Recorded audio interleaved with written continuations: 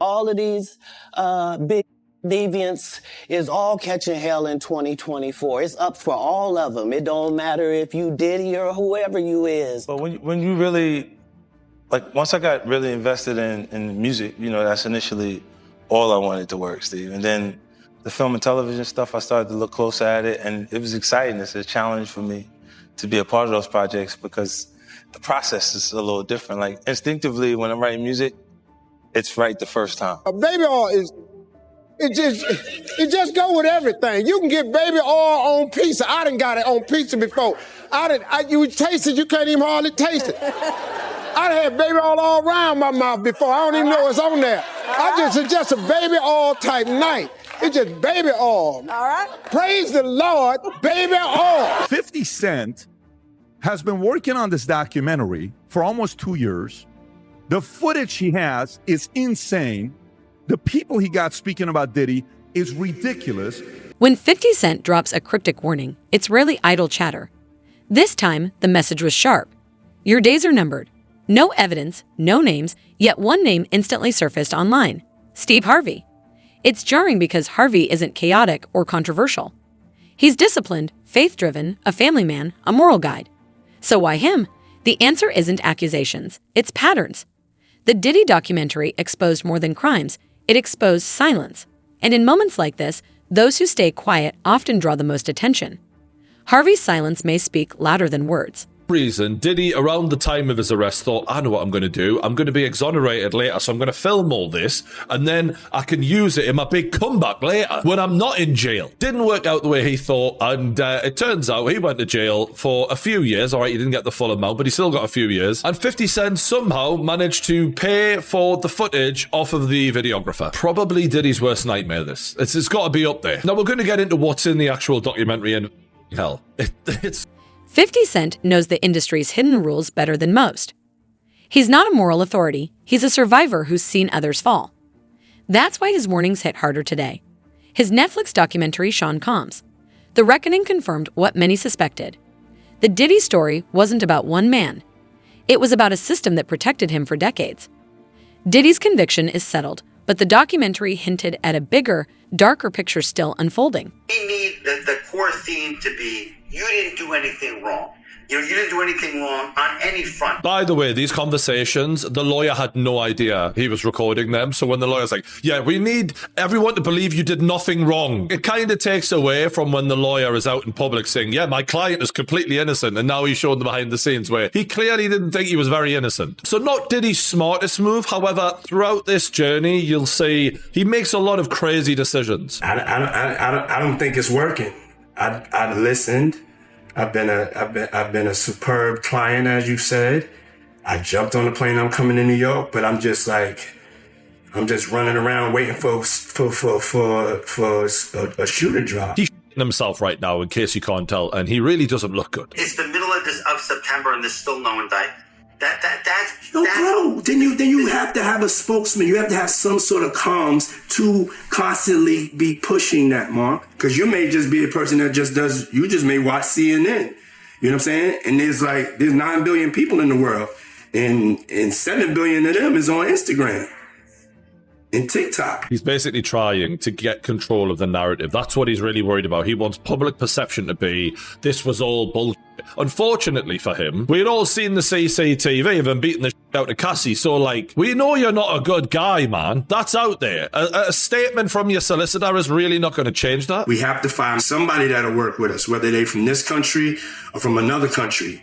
It could be somebody that has dealt in the dirtiest of dirty business of media and propaganda. We need to brainwash some motherfuckers right now, and we need people who are used to working with the dirtiest of dirty, because that's what he is, and he's admitting it. How could you let this footage fall into the hands of 50 Cent, my guy? And honestly, it always comes down to money with Diddy, because Diddy didn't get rich just because he was, clever in music. Diddy got rich because he robbed people all the time. And him not taking care of the people around him, it just comes back to bite him a million times over. It's like we have a movie, you're speaking this language, and you know what I'm saying, we need subtitles. And we're not providing the audience with subtitles. And I invited you to this movie, and you in this thing, you don't know what's going on. You just see You just see the images, quickly. Now it has a whole life of its own. I gotta say, this whole doc was edited well when he said you just see the pictures and they cut to the CCTV.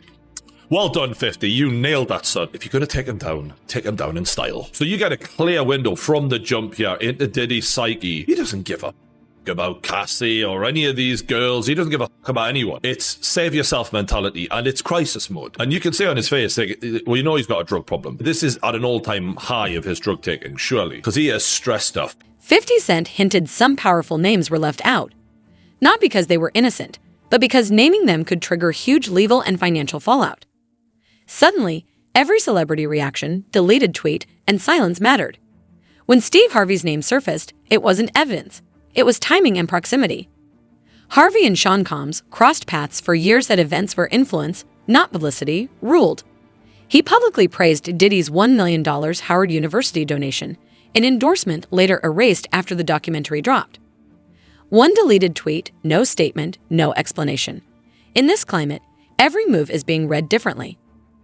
More tea to spill on P. Diddy, and this one ain't pretty. Because it involves one of your most favorite television talk show hosts, Steve Harvey. Yes, apparently, there's a little birdie going around Hollywood saying that in the late 90s, Diddy, which I know about this because I had a friend who worked detail on the party, invited Steve Harvey to one of his famous freak-offs, and then recorded Steve Harvey in a very compromising position with somebody else, if you know what I mean. Which doesn't bode too well for Mr. Family Man, you know what I mean? So, the freak-off situation got pretty crazy.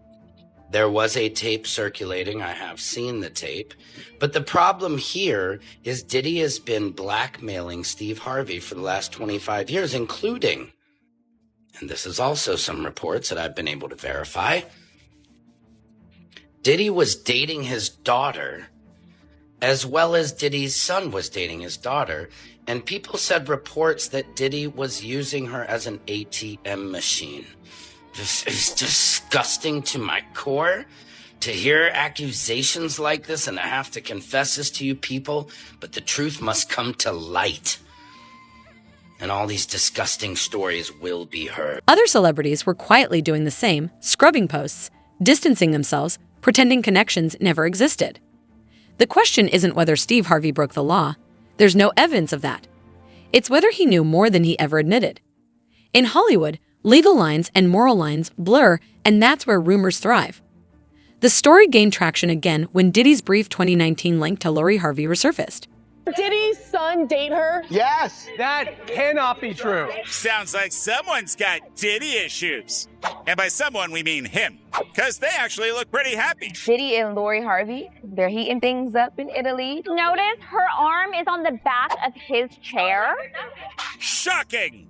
For some reason. But yes, Diddy's now getting super cozy with Steve Harvey's daughter, who Diddy's son, Justin Combs, used to hang out with. I don't think that her and Justin were even that serious. They were just out in the club a couple times. I think it's more interesting that Steve Harvey's there. Survey says the number one most interesting thing about this photo is Diddy and his son are Eskimo brothers. And to make it more interesting, So his son on this trip? They were there. They're not in these pictures, but I think they left. He is dating his son's ex-girlfriend when his son was there as well. But if his son's moved on, why not? Puff has an unbelievably close relationship with all of his sons. I don't think it's something that he would do if it was a big, huge deal. You like who you like. The exception to I like who I like is accept my son's exes. So congrats, you two look really happy. At the time, Diddy and Lori Harvey's brief link was dismissed as celebrity gossip. Years later, online creators reframed it as strategic, suggesting Steve Harvey and Marjorie may have encouraged it to strengthen industry ties. No evidence exists, no documents, witnesses, or confirmation, but speculation spreads fast when it fits existing beliefs. Diddy's parties already had a notorious reputation, and people began asking uncomfortable questions. Steve Harvey has never addressed these rumors. His silence fuels the narratives. Some online theories claim Diddy secretly recorded powerful guests to control them. Harvey's name has been dragged in, though no verified source confirms it. The only fact? Diddy did record private moments extensively. Sean Combs got to be the dumbest motherfucker walking the planet, though. What did he do again? Why would he be recording all of that shit leading How did up? 50 get that footage? Yeah, that's the crazy part. I heard So like the first 10 minutes, and it's like footage from Diddy right before he got arrested. They said because Diddy was either shooting a documentary or had somebody filming everything. Yeah. So he bought the footage from that company? That would be my guess. That's hilarious. That's what I heard. I heard something like that. I don't know. But why would you be recording that if you did it? I think he thought he was going to get off. Beat it, and then he would have a document of him overcoming the situation. But showing what? I mean, it's nothing. It's nothing like particularly inflammatory. It's just him going around the city and talking to his attorneys and trying to figure it out. But it's juxtaposed against. They have a lot of incredible archival footage. Like they really spent a lot of money.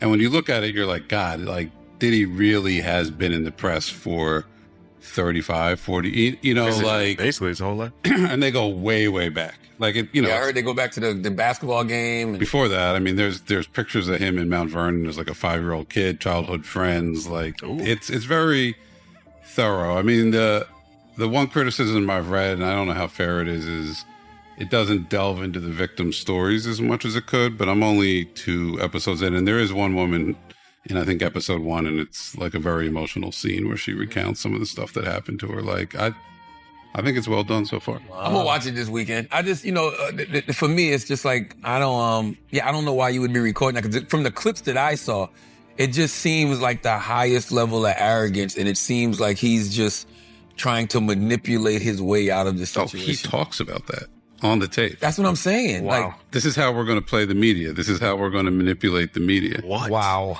Oh, but imagine if you're recording it thinking you're going to make the doc. He wasn't thinking he's going to put any of that. Don't say that out loud. It's like the book example. Yeah, it's all right if she writes a book because we'll go back and edit it. What happened is they recorded it. They probably thought they could edit it and frame it how they wanted to, and then fell apart. And I'm guessing whoever filmed it was like, well, he's never going to buy this footage from me because he's in jail now. And then 50's tapped in. Oh, I have to see this. But my point is, why would I ever be talking like that in front of anybody? Even if I felt that way, why would I be having that conversation to be recorded? Well, that's one of the themes in the doc, is that at a certain point, and they trace it back to City College, because he skated on that, essentially, he believed he was untouchable. Skated on Shine. Did they talk about that? Yeah, we haven't even the first episode, it's still Uptown Records, right? And they have some really like crazy footage from inside the event at City College, which I've never seen before. And you can see him in the middle of like the chaos.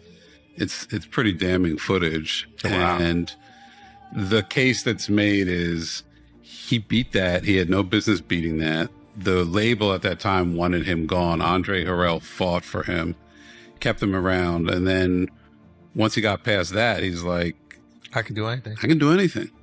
I just had an event and 9 people got killed, and I'm the king of New York. Shit. I'll tell you one thing too, man. A lot of people saying like, they think 50's being vindictive.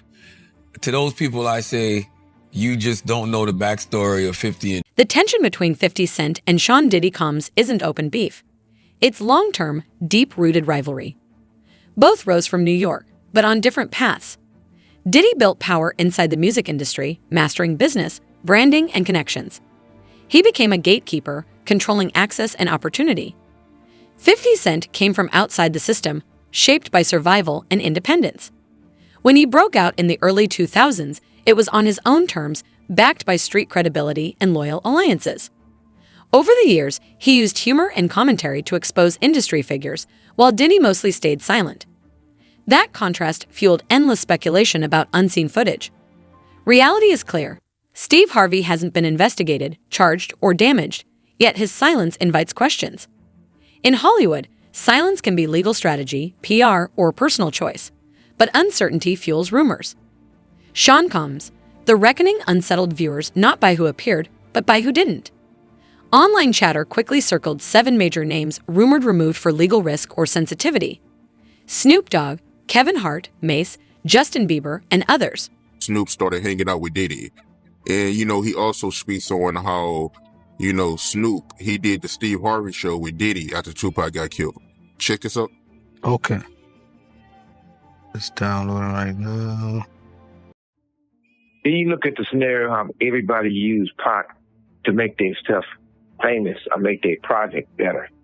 You got people who use their songs with Pac and tell them how much they love Pac, but they do songs with Puffy.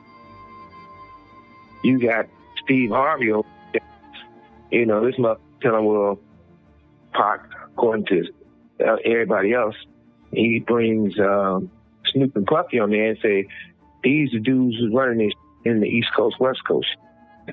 What's up, Snoop? What's up, huh? Hey, whoa. Wait a minute, fellas here. Hold up. You know, I know all about this East Coast, West Coast rivalry thing here, but we in Chicago now. This rivalry stuff, we gotta stop it, man. We stop that, we stop a lot of this violence. Yo, Steve, check this, man. All that East Coast, West Coast stuff is a bunch of media hype.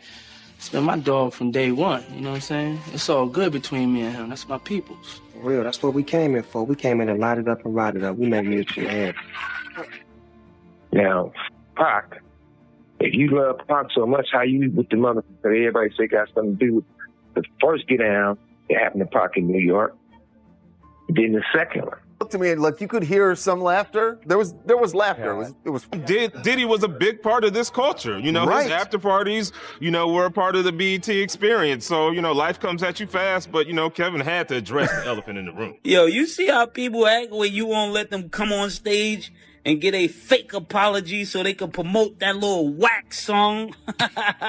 As far as receipts, here is what Mace had to say about that. Yo, I did it. Talking about he want receipts. Let's start with your mother. Your mother got the receipts. Everything is in your mother's name. That's the one who got the receipts. You need more proof? Biggie ain't here, so Big can't give you no receipts. He dead. Craig Mack can't give you receipts. He dead. What are you talking about? Who else? Black Rob can't give you receipts. He dead. And everybody else you made sign paperwork so they can't talk about what I'm talking about. I'm the only one with the guts. You're not signing. Cause I ain't need the money. All money ain't good money. Remember that. You know who to play with. I want to know what Justin Bieber, I want to know. Justin Bieber, look at his life change. His man life, that man is terrified of Puffy. I seen the video. I'm in the streets, dog. People know, fear, dog. Me like, what happened to your number? He like, oh, man, I lost it. Fear, man. You got to think of all the people, the white folks who've been at the parties. They scared. They don't roll in crowds with niggas and guns. When they get slapped in the mouth at a party for being too high, they shut up. You get what I'm saying? You got to think of all these people who've been terrified for years. Everybody. But see, people understand. I can say this because I've been saying it while he was out. I'm one of the few people been calling this out for years. They ain't scared of who. I've been telling this nigga, where you at? I'm not scared of you. I'm not saying I'm bad or nothing, but I'm saying like, I got the right to speak. I'm not trying to kick him while he down or something. I've been looking in his motherfucking camera for the longest, telling you I don't like you. I don't like nobody around you, and I don't like what you did to me. I woke up one day, I was 40 years old, didn't have a home, didn't have nothing. I'm like, what the happened to 20 years? Time I didn't even know who the Usher was. You know what I'm saying? It was one of those type of situations. And when probably say, yo, man, I don't put them, man, I'm getting out that industry and everything like that. Puff sent this little kid to the hospital. How he sent him to the hospital? Man, bleeding from the, and that's what was said. But I didn't even have a name for the kid at the time. Then you heard, and that's what happened. And that's just, that's something that you heard. You don't know if it's true, you just heard it. So, and just to hear this, and this new thing where they saying that they got kids coming forward and said that he did that, man, that's crazy. And like I just said, that's just something that I heard. It's something that I didn't know. It's something that I ain't see. A lot of people want to, because Gene Deal has spoken on certain things that I've heard, I have spoken on it. But then they were just trying to say, I know. No, I'm not scared to say what I heard. And if there's any truth to it, then it's truth to it. Let them find it. things that I've saw or things that I've witnessed and been a part of, I've said it. I'm not afraid to say what I saw or what I didn't see. A lot of people want to make up. I don't make up things. When I say Puff go in the room with two girls, you understand, and another guy and a rapper, and then all of a sudden they cousin try to go in the room, I throw them up against the piano, they run out the room with grabbing towels, and they still had two girls in the room. But people want to make up a lot of bull and say what they want to say and flip it the way they want to flip it. A lot of people are curious about the status of P. Diddy. Status of what? P. Diddy. Diddy. I can't read the status of Puppy. What do you make of that situation? Well, Right. No comment from Clive Davis on P. Diddy.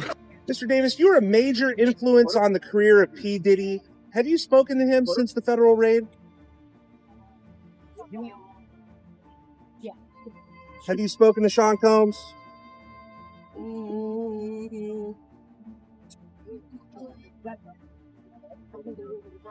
Any comment, Mr. Davis? Any comments about Diddy? He credits you as one of his mentors.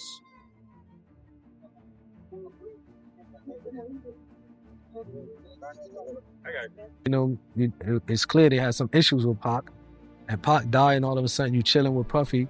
Back then, it just okay. Now you can say what you want. You go all grandfathers, I guess. You know what I mean? That's different now. But back then, I think it was weird. It was tasteless. You know what I mean? It didn't seem like you really had that much love for Pac. You could have just, you know what I mean? Unless he pressured them or like questioned Puffy, like, yo, what's up with this? What's up with that? Then you could say, you know what I mean? No problem. Like somebody said, okay, I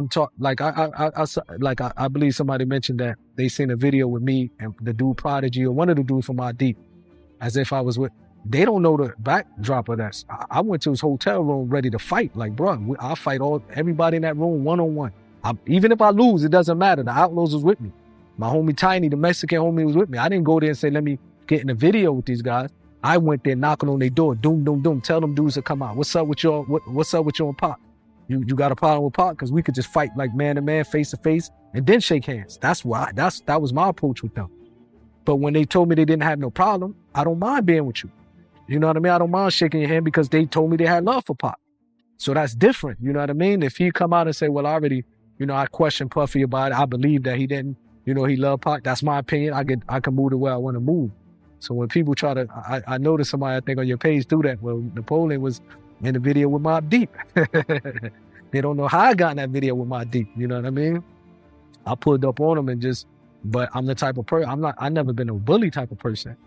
You know what I mean? If I talk to a person like a man and they tell me face to face, look, I got love for Pac, I'm comfortable to know if I can look in their eyes, if I believe what they said, I have the right to say, okay, no problem, I believe you. You know what I mean? And maybe that's what Snoop went through. I don't know.